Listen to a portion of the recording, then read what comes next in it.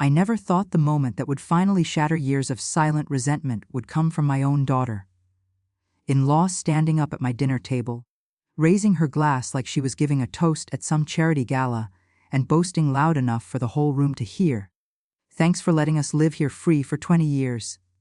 She said it with this smug little smile, as if she was doing me some kind of favor by taking space in the house I worked my whole life to pay for. Everyone at the table stiffened, forks halfway to their mouths. And I felt something in me snap, something that had been cracking slowly for years until that exact moment.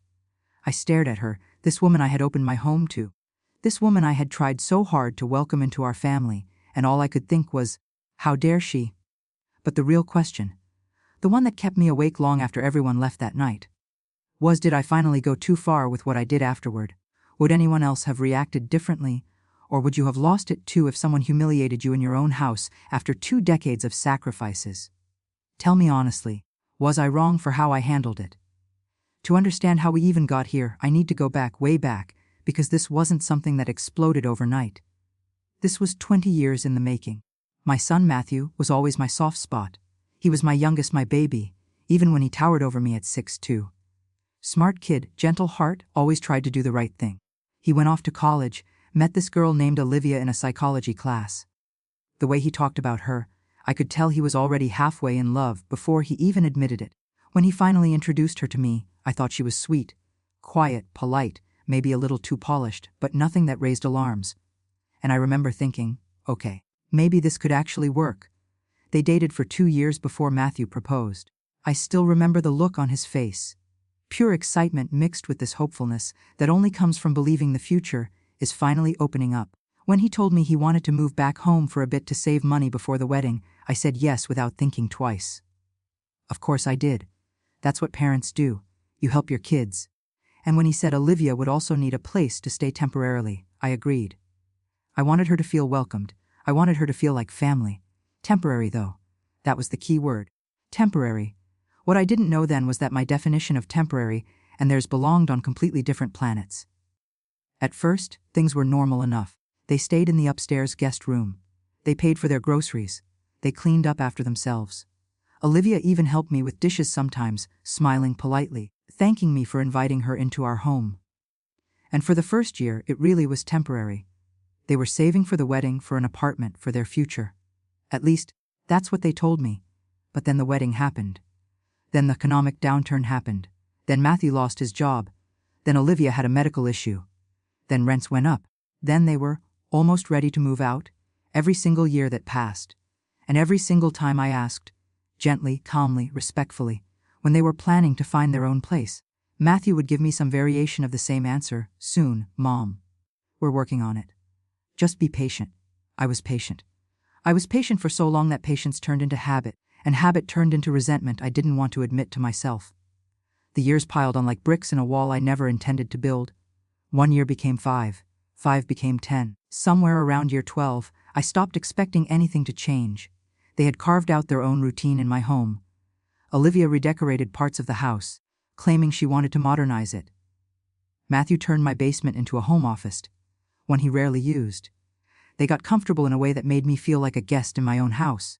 And the weird part, I didn't want to kick them out. That's what people always assume, but I loved my son. I still love him. And I genuinely wanted him to be okay. I wanted him to get on his feet, to succeed, to take care of himself. What I didn't want was to feel like I was being taken advantage of. The first real red flag came during Christmas, about 8 years into this living arrangement. I bought everyone gifts. Nothing extravagant, just thoughtful things. And when Matthew handed me a present, he said, "This one is from both of us." It was a scarf, a cheap one, the kind you find in a bargain bin near the checkout line of a department store. And when I thanked Olivia, she shrugged and said, "Matthew picked it." I don't really do gifts.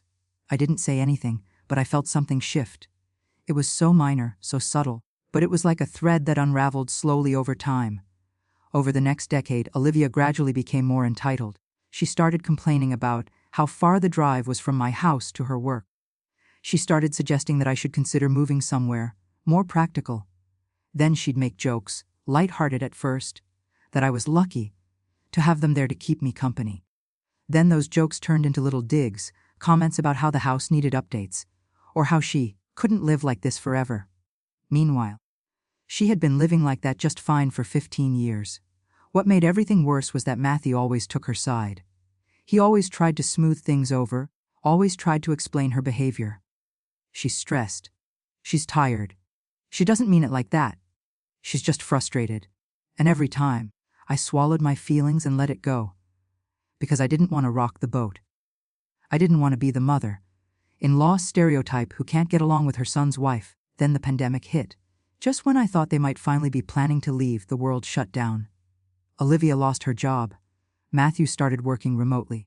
And the idea of them moving out vanished completely. Again, I didn't push. I understood. Everyone struggled. And I wanted them safe. But after everything settled, after jobs reopened, after life returned to something resembling normal, they stayed. By that point, I was so used to having them around that part of me just accepted it.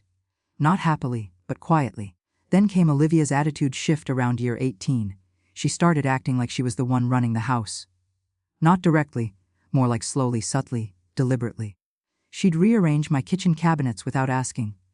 She'd tell Matthew what items we needed for the house, and then act like she was doing me a favor by ordering them. She even criticized the way I folded my own laundry once.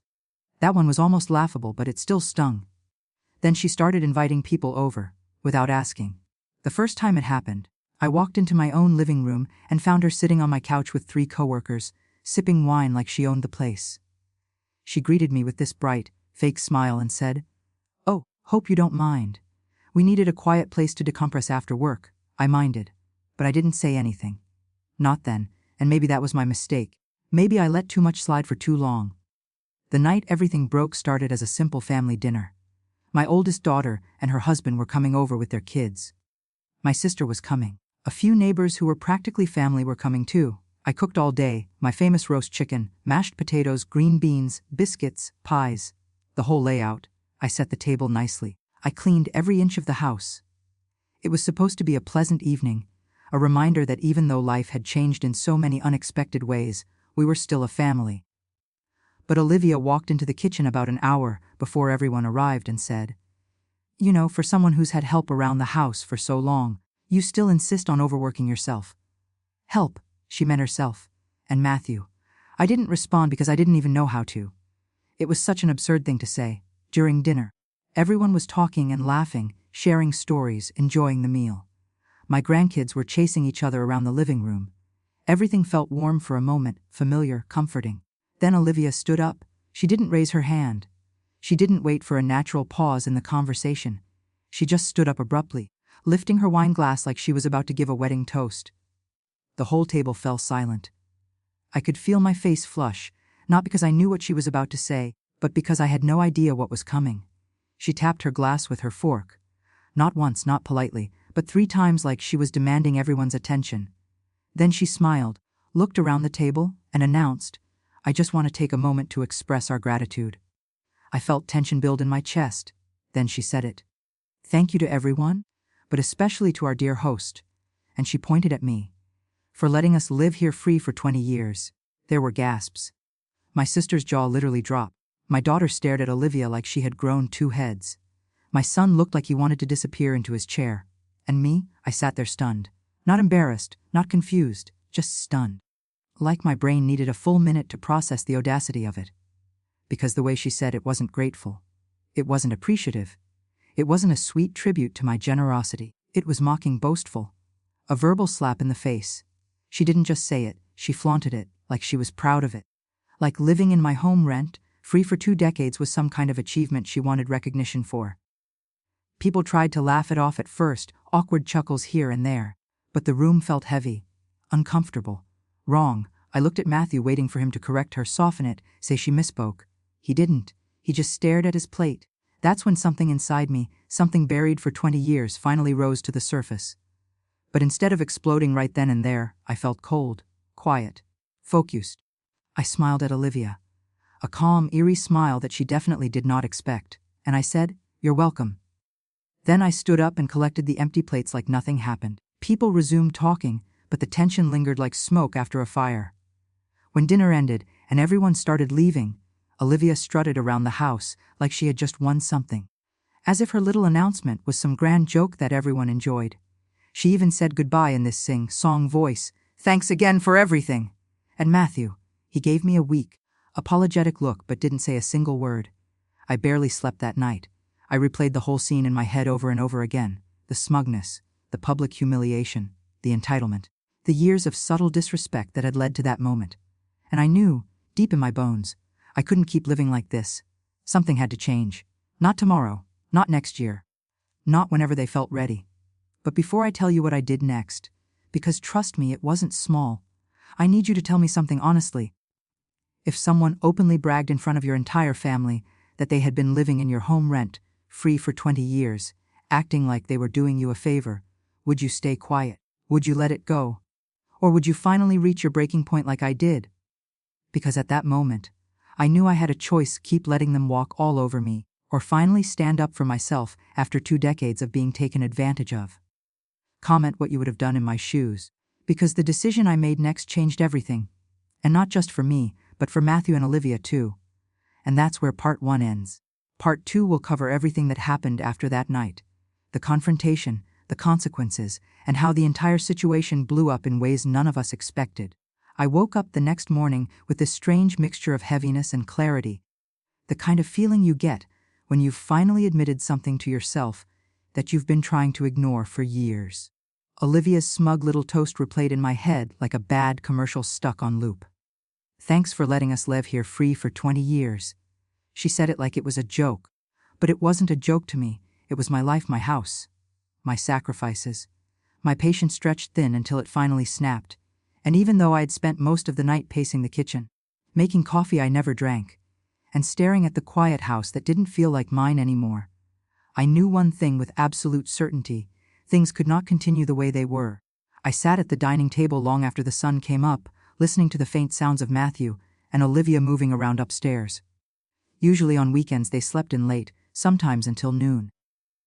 But that morning they were up earlier than usual. Maybe they felt the tension in the house.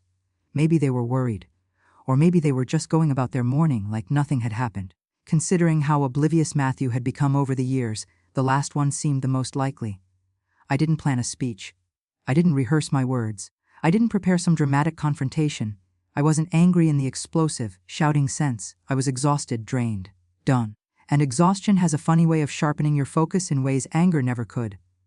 When they finally came downstairs, Matthew looking uncomfortable and Olivia looking chipper, like she hadn't publicly humiliated me 12 hours earlier, I didn't waste time.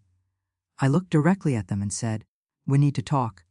Olivia raised an eyebrow like she was expecting another passive mother-in-law moment she could brush off. "About what?" she asked, grabbing an apple from the counter like she was preparing to give me half of her attention at best. "About last night," I said. Matthew swallowed hard. Olivia rolled her eyes. "Oh, come on," she said, waving her hand dismissively. "It was a joke." Everyone laughed. "No," I said calmly, "they didn't." She opened her mouth, probably to argue, but I continued before she could. "And even if they had, the issue isn't whether people laughed. The issue is that what you said wasn't a joke. It was the truth, and you weaponized it. You embarrassed me in my own house, Olivia." Matthew stepped forward.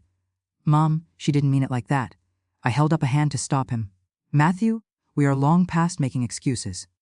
He went quiet. Olivia scoffed. "If you're this upset over one silly comment." 20 years? I interrupted. 20 years of comments. 20 years of promises. 20 years of we're almost ready to move out. I've been patient. I've been supportive. I've tried to be understanding. But what happened last night made something very clear to me. Matthew's eyebrows knitted together. Olivia tilted her head like she was waiting for a punchline. I took a deep breath. "You need to move out." The silence that followed was so complete it felt like the whole house stopped breathing. Matthew's mouth opened and closed like he was searching for words. Olivia looked stunned for half a second, and then her face twisted into indignation, like I had just insulted her intelligence or asked her to do something unreasonable. "Move out," she repeated, as if she was testing the phrase to see if she heard me correctly. "Move out where?" "Wherever you choose," I said. "But you can't stay here anymore." Matthew shook his head. "Mom, are you serious?" I said. "Very." Olivia laughed, a short, sharp, incredulous laugh. "You're kicking us out?" "After 20 years. No," I corrected. "I'm asking you to take responsibility for your lives. I'm asking you to stop depending on me. And I'm giving you time, reasonable time, to find a place. How much time? Olivia snapped. 2 months. That's when she completely lost her composure. She slammed the apple down on the counter so hard it rolled onto the floor. 2 months? Are you insane? We can't find a place in 2 months! Do you even realize how expensive rent is right now? Do you realize how disruptive this is? After everything we've done for you. I stared at her in disbelief. Everything you've done for me. She crossed her arms.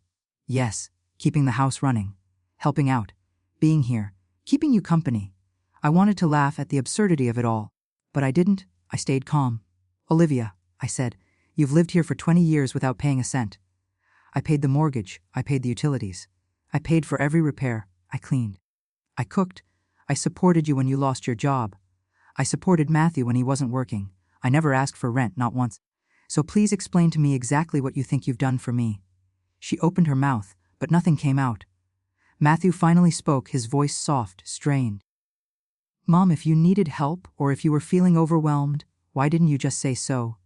I looked at him, my heart breaking and hardening at the same time. Matthew, I shouldn't have had to ask. You're 42. I shouldn't have to tell you that it's time to stand on your own 2 feet.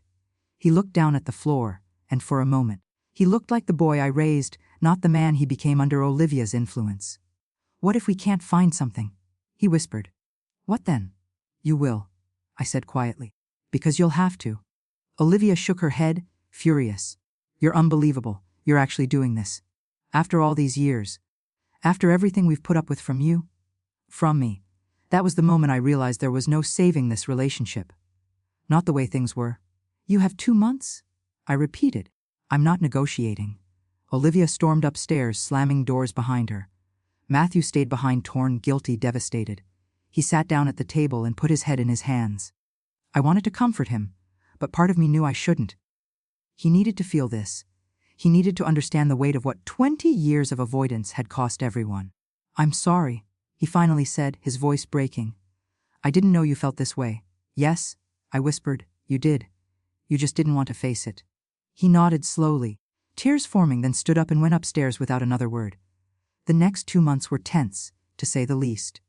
Olivia avoided me entirely, except when she had no choice, and even then, she'd mutter under her breath or sigh dramatically.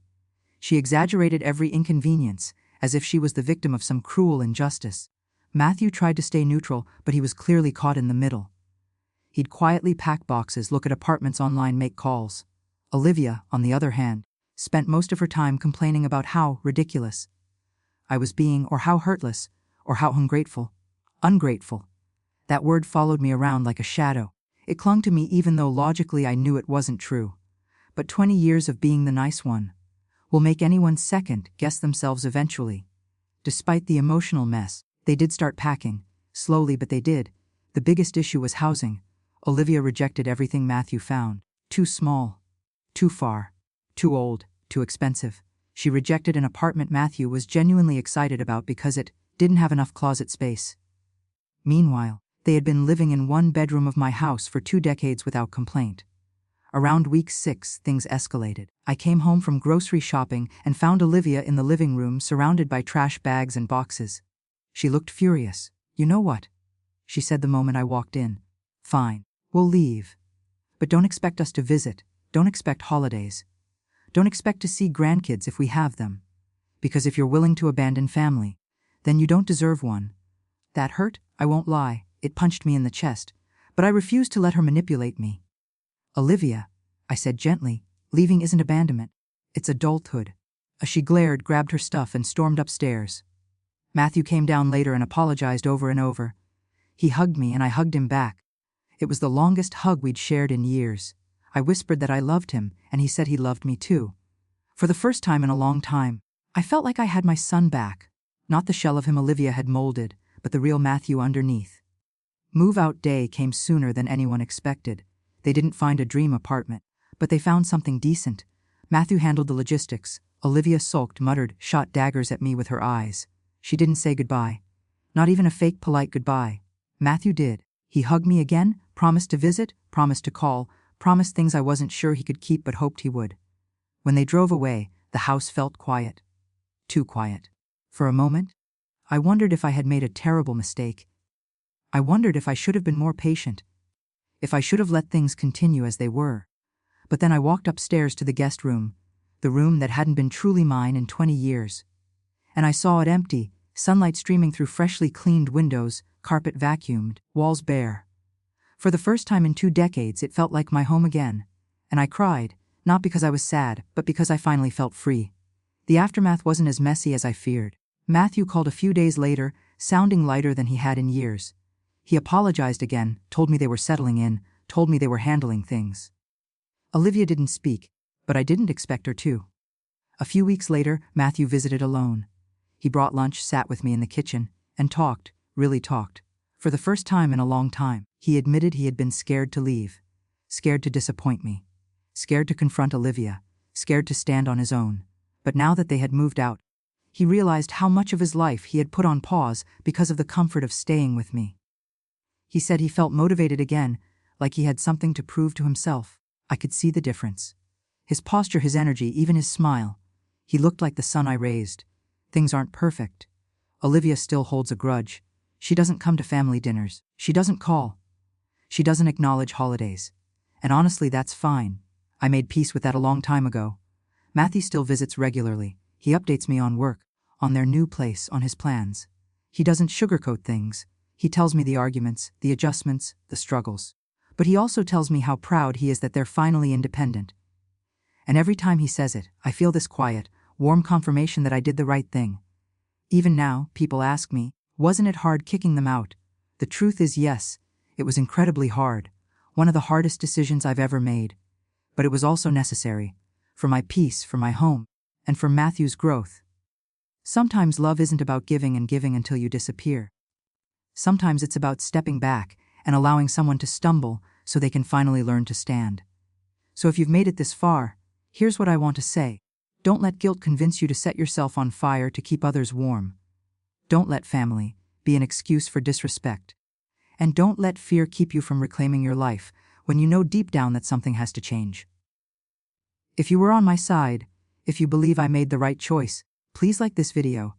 If you want more stories like this, real messy, complicated family dynamics, make sure you subscribe. And tell me in the comments, what would you have done? Would you have kicked them out sooner, later, or handled it differently altogether? Thank you for listening to my story. I'll see you all in the next one.